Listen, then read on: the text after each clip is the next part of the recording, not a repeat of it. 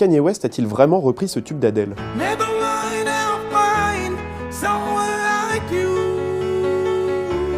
Eh ben je vais tuer le suspense direct, non. Ce que vous entendez là, c'est une reprise de Someone Like You créée avec une IA, une intelligence artificielle. Une technique que l'on retrouve absolument partout en ce moment sur internet.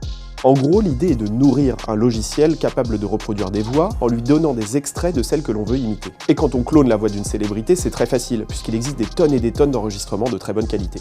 Ensuite, une fois qu'on l'a bien nourri, le logiciel apprend à reproduire la voix, les intonations de son auteur, son rythme, son timbre. Et c'est ainsi que l'on se retrouve à entendre Kanye West chanter Adele, ou même cette reprise fascinante de Hey There Delilah.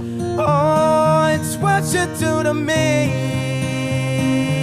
Oh, it's what you do to me. Et avec cette technologie, on peut même réentendre des chanteurs morts, à l'image de Michael Jackson qui reprend ici I Feel It Coming de The Weeknd.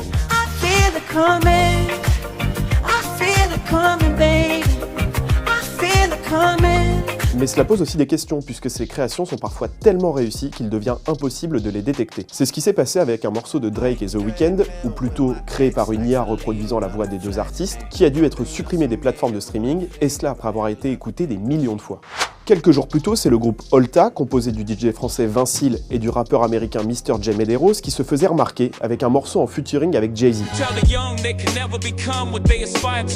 Sauf que vous l'aurez deviné, ce n'était pas le rappeur, mais une IA qui chantait. Et c'est bien là que des questions se posent. Sur Instagram, Younguru, l'ingénieur du son historique de Jay-Z, s'est inquiété qu'avec ces IA, quelqu'un puisse s'approprier la voix, l'image et au final l'identité d'un artiste. De leur côté, les membres d'Olta revendiquent le droit à l'innovation, à l'expérimentation. Ils disent qu'ils ne font que poursuivre l'histoire du hip-hop qui a toujours su utiliser les nouvelles technologies pour trouver de nouvelles manières de créer de la musique. Et la problématique est bien plus large, puisqu'au final, avec ces technologies, les maisons de disques pourraient très bien décider du jour au lendemain de sortir des albums sans même avoir besoin de faire chanter les artistes, et donc en les payant moins. C'est d'ailleurs déjà ce qui se passe avec certains comédiens de doublage à qui l'on demande de céder les droits sur leur propre voix.